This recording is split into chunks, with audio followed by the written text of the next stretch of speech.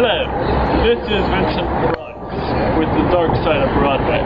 Just kidding guys, Mike Hallanin here, Dark Side of Broadway. As I said when I started this column back in March, there was one guy who I said, okay, he's numero uno on the list.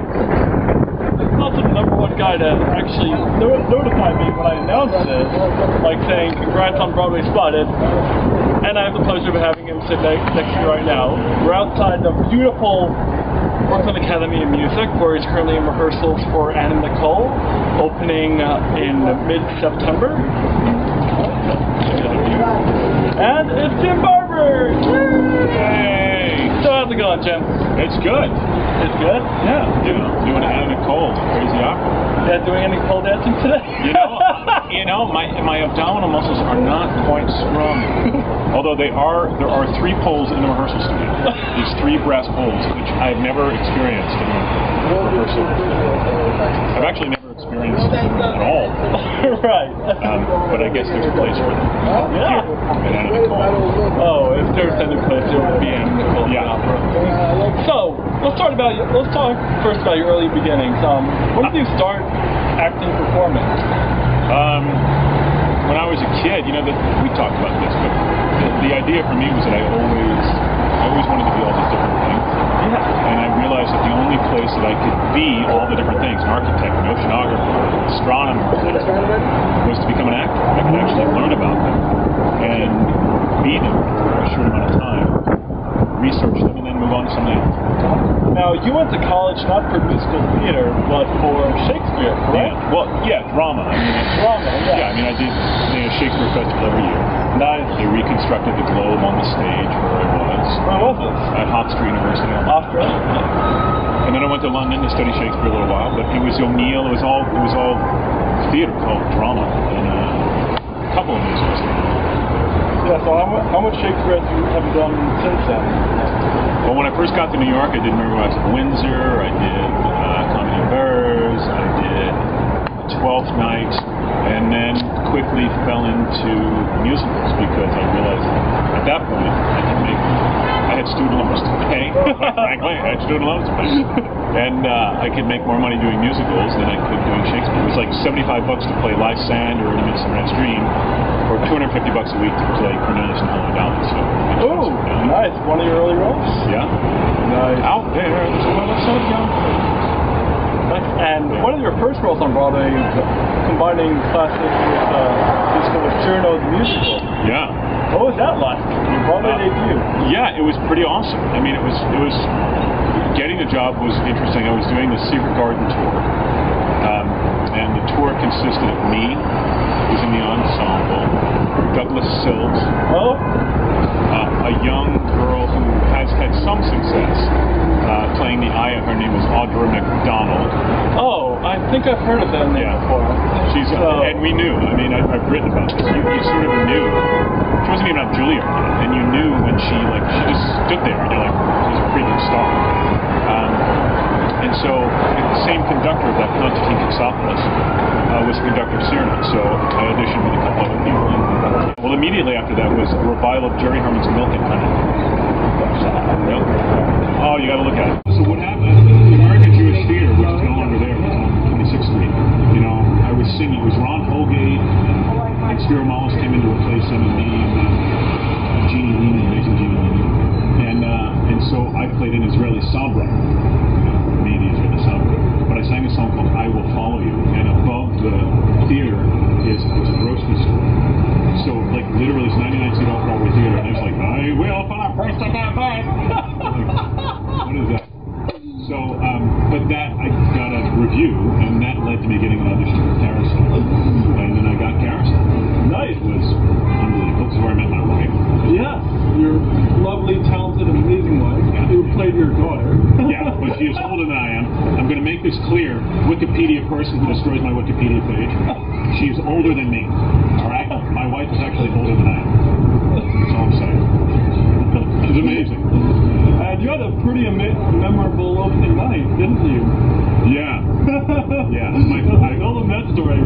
So, beautiful show, and I was, at that point, I was standing by for Michael Hayden, who's an incredible actor. And, going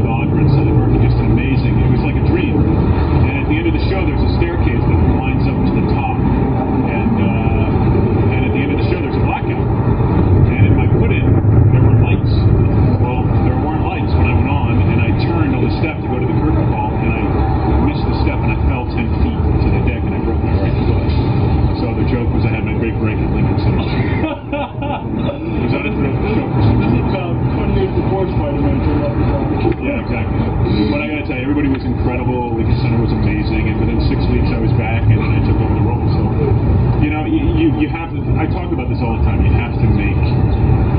You have to keep walking on it. You never know what obstacles, obviously, you're going to hit, and you've got to keep going through adversity, and then eventually you're going to come out the other. Nice. And so, what followed Carousel? Carousel came Beauty and the Beast. Oh, of course. And was that? Did you start that in LA? I did. Yeah, I reversed most of the Broadway company was going to LA, so I reversed with the Broadway company in LA. I was standing by for Terry Mann. I was supposed to go do the tour. And the idea was that each Beast was going to stand by the company and they were originally. And then Terry ended up leaving LA and they asked me to stand up. The thing with touring is that, you know, with a family specifically, I have 2 little girls, it's tough unless you bring them with you, it's tough to be away.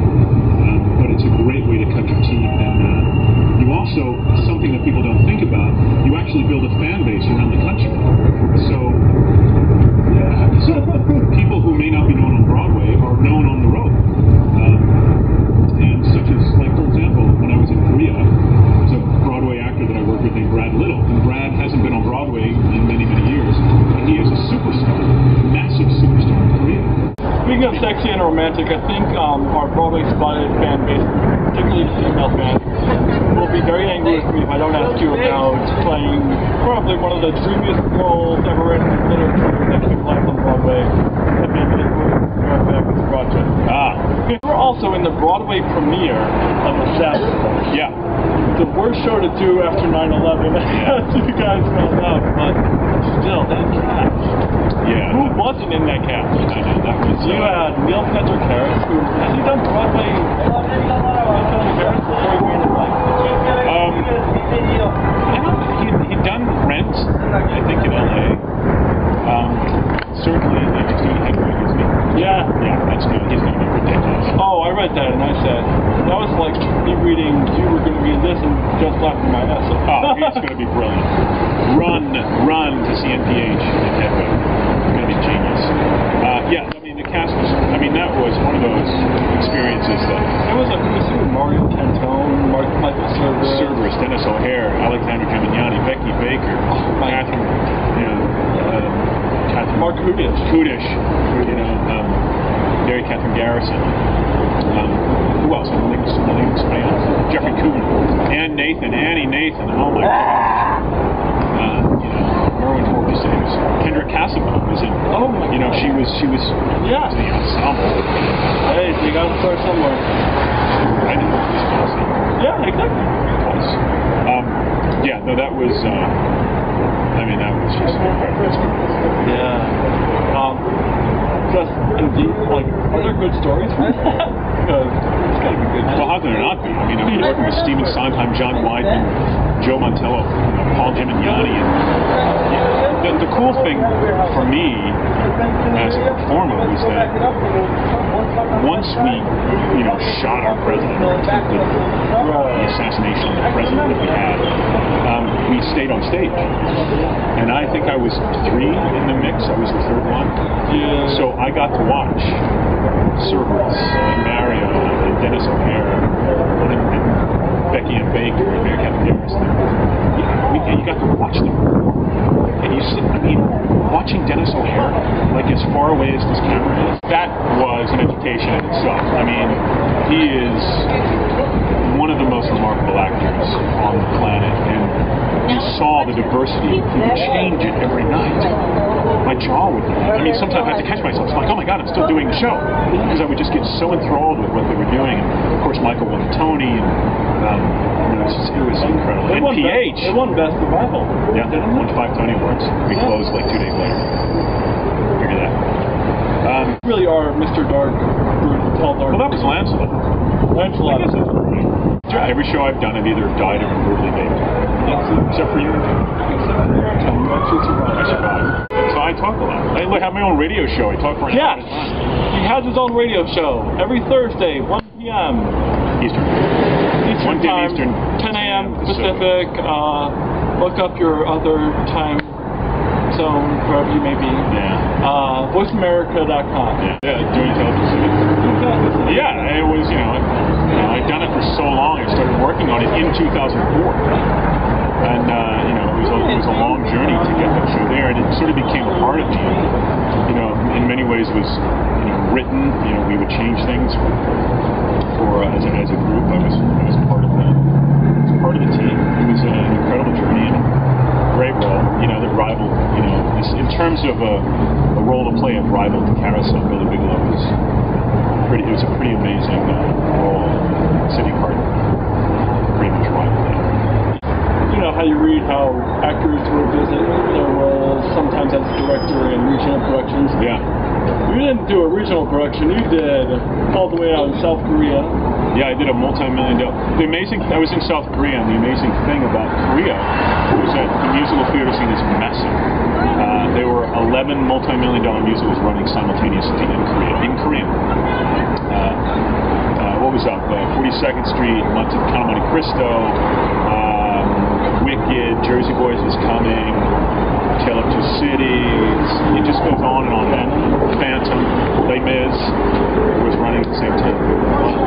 So, I went over. I was asked to go over 2 years ago, because the way they work it over is they run a musical, and then they shut it down, and then they open it again like a year and a half later.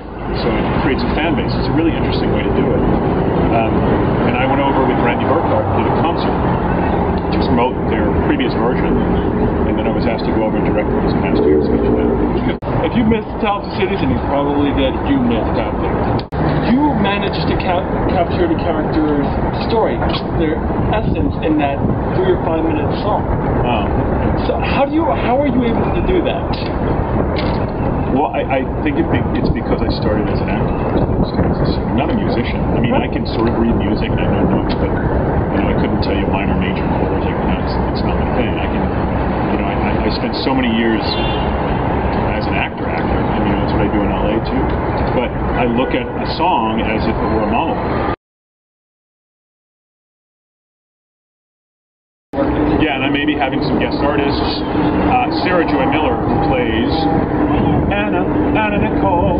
You can't even see her eyes. Right. She's incredible. Rod Gilfrey, the amazing baritone who did the South Pacific tour and is an amazing opera singer, just may come and be a little guest stars for my concert. And then they have Jim Crusoe's cast party after that with guest stars. Oh yeah. Monday nights at Birdland, or where's happening, people? You can go and sing, and you never know who's in the audience.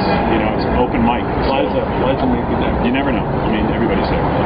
If you're looking for the perfect album, for whatever reason, going back to school or whatever, want to do Spark Notes.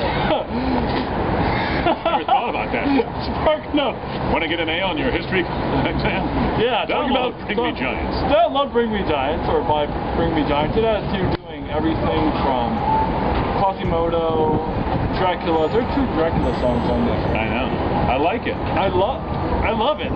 There's Bring Him Home. There's Bring Me Giants, which is one of the Frank Wildhorn's best tunes never to play Broadway. Yeah. Once it's done, you name it, it's on it. Check it out. Thanks, Jim. Look, am I wearing the same shirt? Oh no. I thought I had the same. I'm wearing the same shirt I am. Look at that one. Yeah.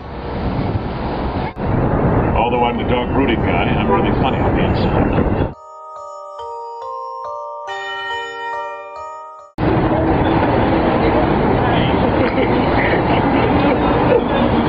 New York Live. I love it.